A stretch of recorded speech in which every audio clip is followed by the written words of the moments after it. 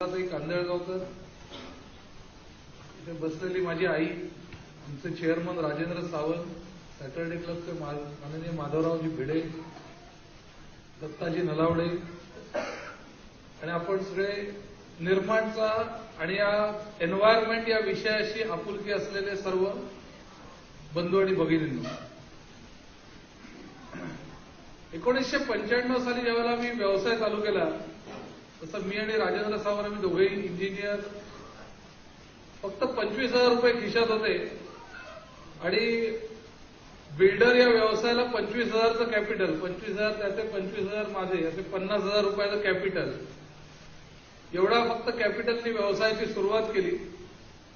माझ्या आयुष्यातलं पहिलं सगळ्यात काम 12,000 रुपयाचं इंटिरियरचं आम्ही केलं आणि या 12,000च्या एका मित्राच्या बेडरूमला पेंटिंग करण्यापासून सुरुवात जी केली, तिथपासून मग 97 साली नेरळला 1 बिल्डिंग, 2 बिल्डिंग, 3 बिल्डिंग, असं करत करत 2002 नंतर मुंबईतले प्रोजेक्ट सुरू केले. आमचा पहिल्यापासून फोकस्ड एरिया आम्ही मास हाऊसिंग, अफोर्डेबल हाऊसिंग असाच ठेवला.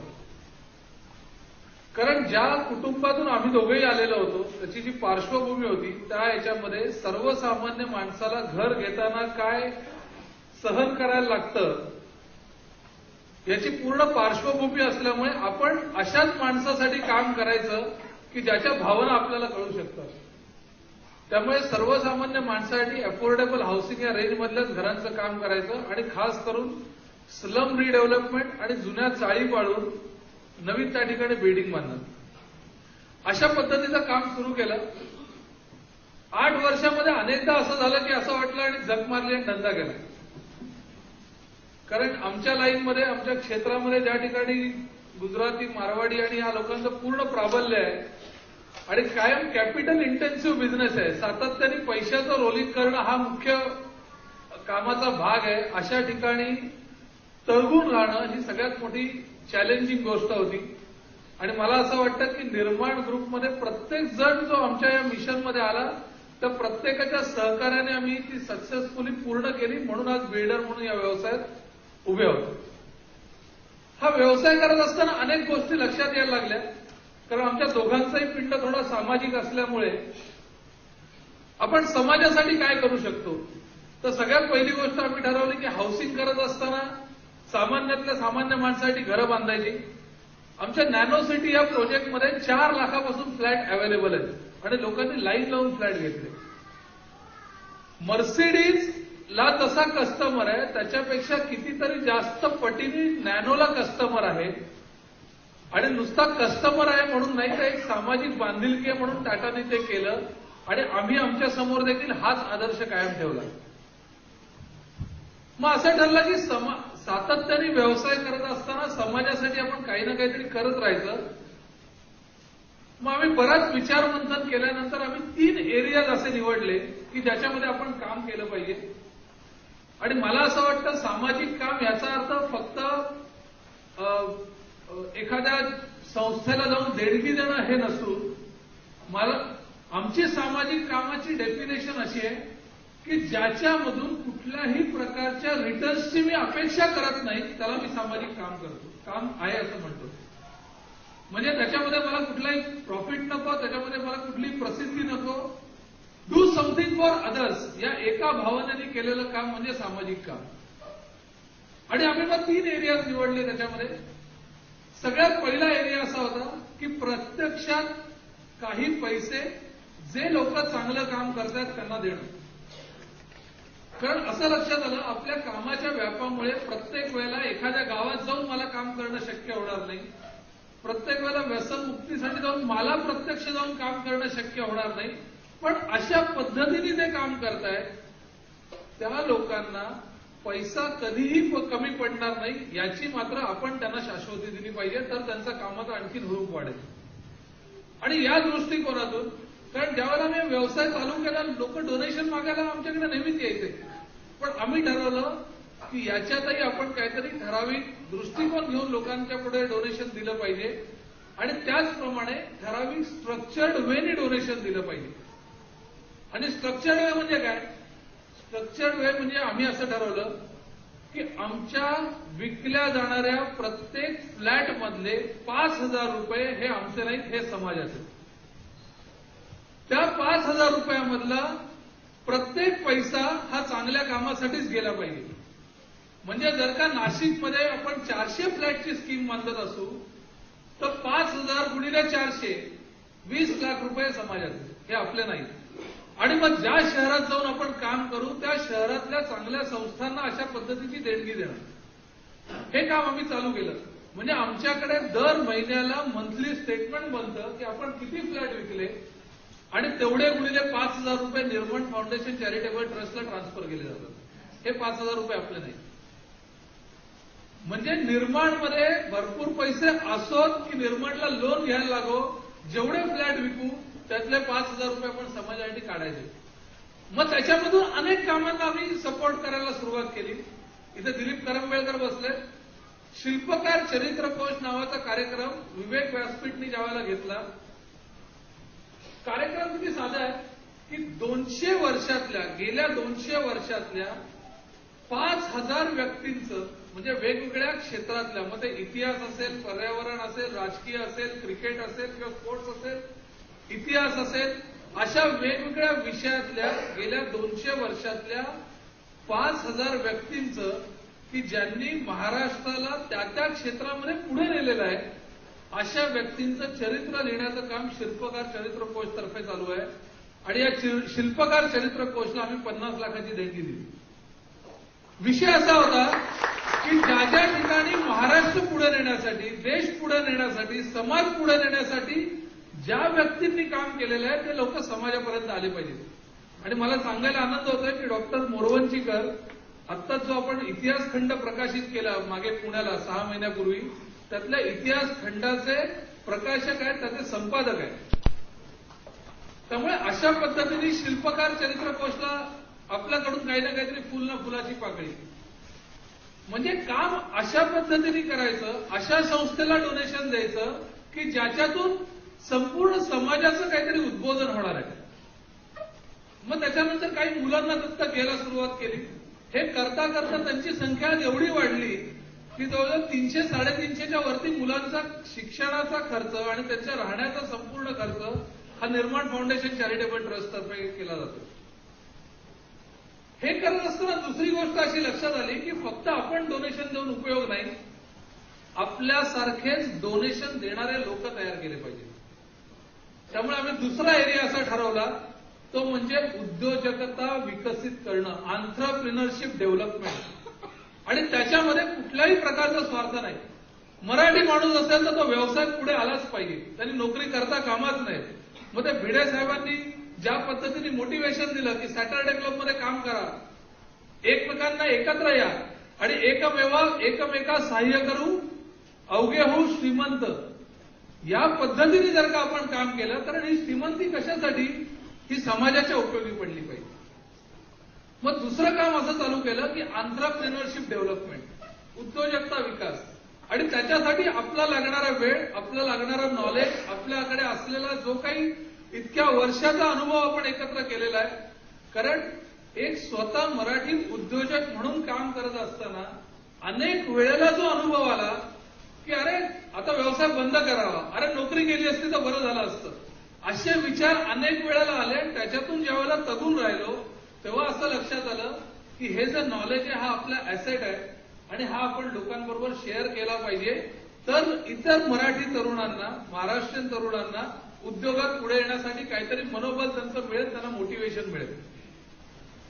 त्याच्यामध्ये एक प्रयोग आम्ही आमच्याकडे चालू केला, तो म्हणजे बिल्डर अंडर बिल्डर.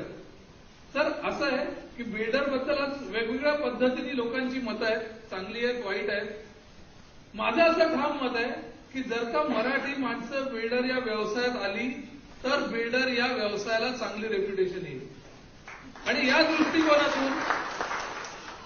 दृष्टिकोनातून एक बिल्डर कसा तयार करायचा किंवा एक बिल्डर घडतो कसा, ह्याच्यावरती स्वतःच्या अनुभवातून बरेच प्रयोग केल्यानंतर आम्ही असं ठरवलं की काही लोकांना एकत्र करायचं आणि त्यांना बिल्डर बनवायचं.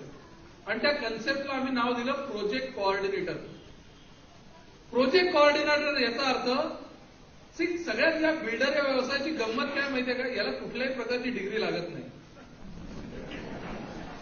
अंगुठा छाप माणूस पण बिल्डर होतो आणि गोल्ड मेडलिस्टही बिल्डर होतो. मग पाहिजे काय, ऍटिट्यूड पाहिजे.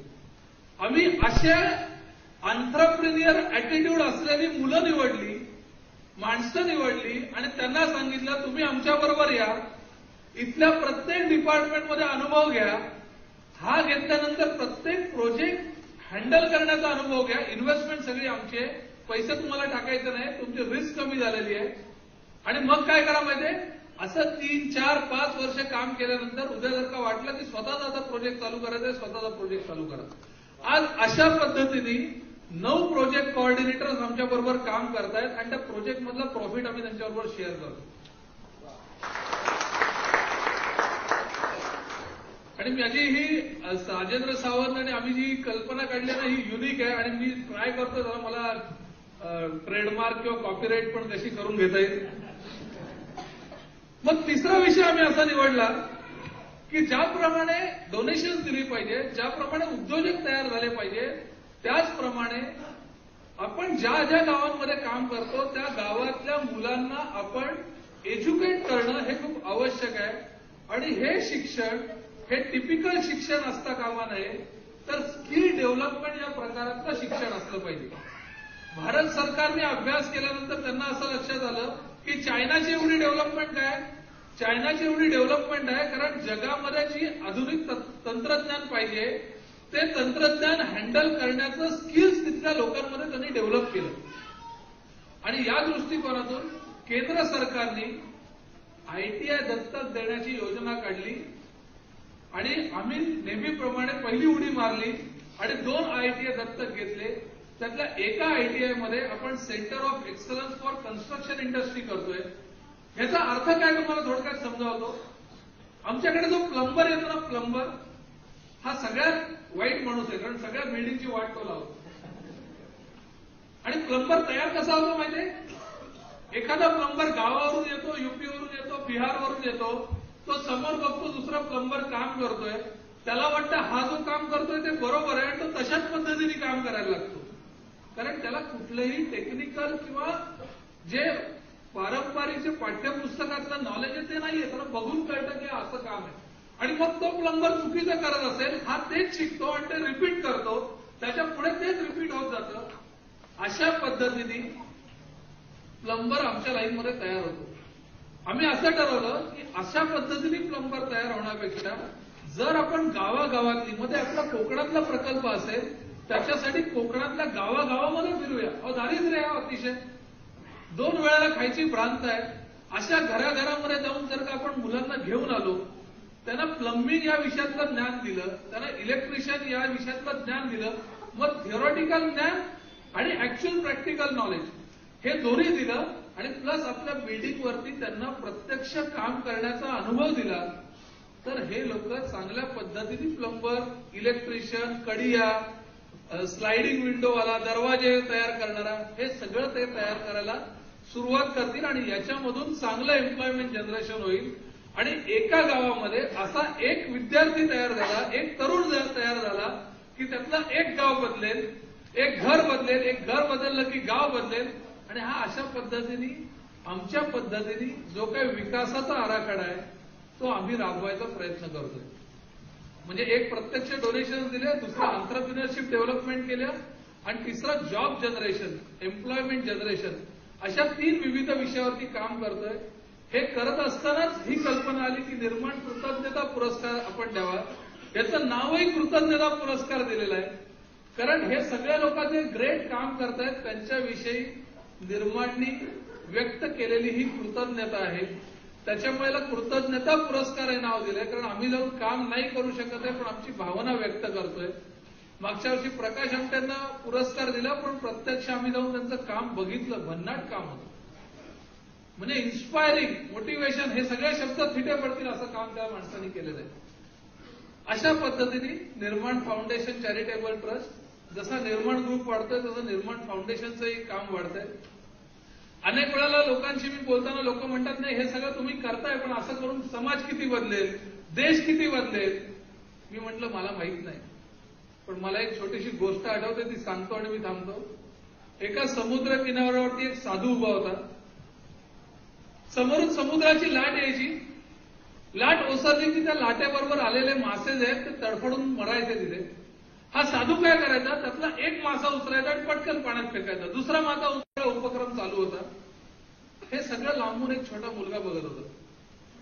त्याला आश्चर्य वाटलं, अरे एक एक मासा उचलतोय पाण्यात फेकतोय, एक एक मासा उचलतोय पाण्यात फेकतोय. तो मुलगा त्या साधू जवळ आला आणि त्या साधूला म्हणाला, महाराज तुम्ही एक एक मासा उचलून पाण्यात फेकताय, अशा पद्धतीने किती माशांना तुम्ही जीवदान देऊ शकणार आहे. तो साधू म्हणाला, बाळ थांब इथे. तो मुलगा तिथे थांबला. परत लाट आली, लाट उसरली, काही मासे परत तडफडून मरायला लागले. त्या साधूने पटकन एक मासा उचलला आणि त्या मुलाला म्हणाला, मुला मला खरंच माहित नाही मी अशा पद्धतीने काम केल्याने किती माशांना जीवदान देणार आहे, but it makes difference to this particular fish. याला मात्र 100% मी जीवदान देणार आहे, असं म्हणून तो पाण्यात असं. आम्हाला माहित नाही निर्माण फाउंडेशनच्या या कामाने आम्ही किती समाज परिवर्तन करणार आहे, विकास करणार आहे, आम्हाला माहित नाही. पण जो जो या कामाच्या संपर्कात येईल त्याच्यात मात्र 100% बदल घडवण्याचा, आर्थिक, सामाजिक, बौद्धिक, मानसिक त्याचा विकास करण्याचा आमचा पण आहे. या सगळ्यामध्ये आपण सगळेजण या निमित्ताने इथे आलात, सहभागी झालात. आपल्या सगळ्यांचा आभारी आहे. धन्यवाद.